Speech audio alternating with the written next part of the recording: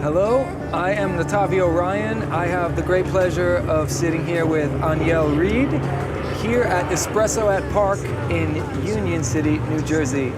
Hello, Anielle. Hey. Welcome to Joe's and Jams. Thank you. I'm very curious about where you come from, both geographically but also artistically. Where are you from? South Florida. South Yes. Florida. 954. And musically, I was always doing music in school, being introduced to choral works. And at home, my grandma every Sunday would listen to very traditional African-American gospel. And I would always sing in the garage pop songs that were on the radio. So I would say school and family introduced me to music. Something I noticed in your music, your voice is the primary instrument. Yeah. And so it's interesting that that's how you started in chorus, inquires, and things like that. We can have it all and learn the lessons of life. And when did this lovely instrument join your repertoire? The first time I heard banjo, I was in West Virginia on a skiing trip. I was like, oh wow, I like this. I'm gonna get one. It was so random, but I got it and then I taught myself it, bought every banjo book I could on Amazon. One lady, I was walking in the street somewhere and she stopped me and she was like, did you marry your instrument? Maybe I did. So now I feel like me and my banjo are married. It is a part of me now. Yeah. And how long have you been playing? 3 years. I recently learned the banjo is from Africa. Yeah.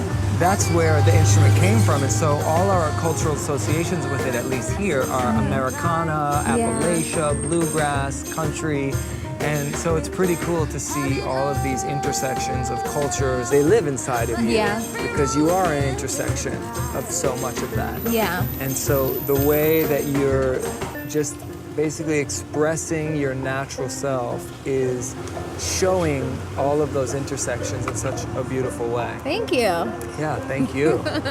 Get down, things don't go your way. Don't look down because you're... So I'm curious about what your artistic process is. Do you have a process that you work through with all your songs, or is it different every time? A lot of it starts with any banjo book, and then I'm like, oh, I should practice. And then I just like something I've learned, and I'm like, I'm done practicing, I'm writing a song. I usually create that scene. I'll keep on playing the same riff until I come to the world where the words come. I write inspired by art. It could be a tarot card art or just my friend's drawing will inspire something. So it's all very different. Yeah, I saw on your Instagram page that you're into tarot. Yeah. I love tarot. You, me too. Yeah. Do you read as well? Yeah, I read tarot or oracle cards. Do you have a favorite deck right now? Okay, favorite tarot deck is the Everyday Witch Tarot by Llewellyn. I just recently found a great way to go into different worlds. So it really depends on what energy do I want to access will be the oracle deck I'll want to use. In your music, there are threads of, I don't know if it's mysticism or magic. So that doesn't really surprise me. Everyone thinks she's right.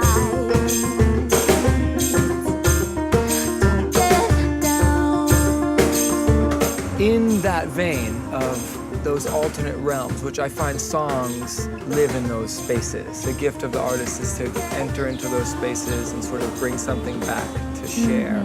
Sometimes some songs live in us more than others at different moments. Is there a song right now in you that is just really alive? Monkey Mind, actually. That's my favorite one! It was inspired by the book called The Energy of Money.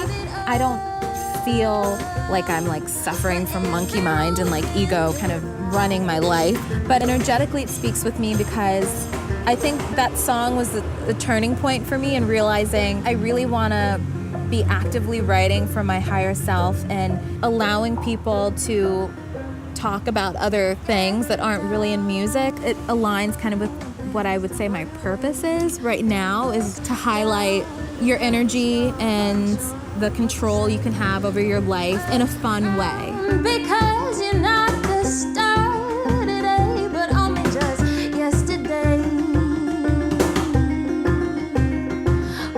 It's one thing to be a songwriter and to be a musician, but it's another to make the decision that I'm also going to share it. Do you have a mission with your music? This question reminded me of a quote, I think it was from Pablo Picasso.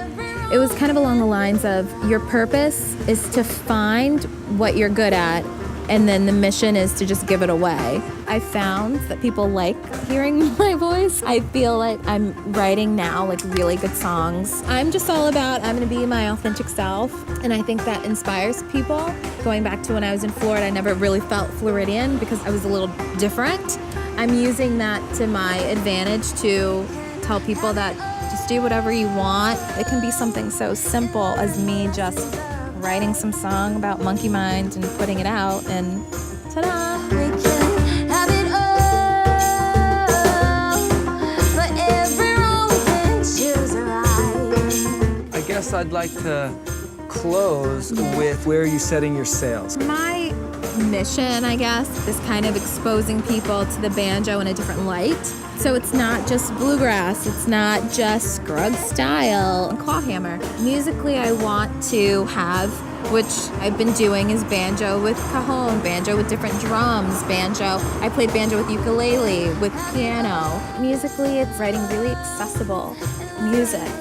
Have music that's accessible and can be heard and bring a positive change to whoever listens to it. This is my instrument of peacemaking, really. If there is a time for your mission and your gift, it is now. Yeah. So thank you for your courage, and may you and your banjo of light Yes. have a clear, open path Thank you. ahead of you. Thank you so much.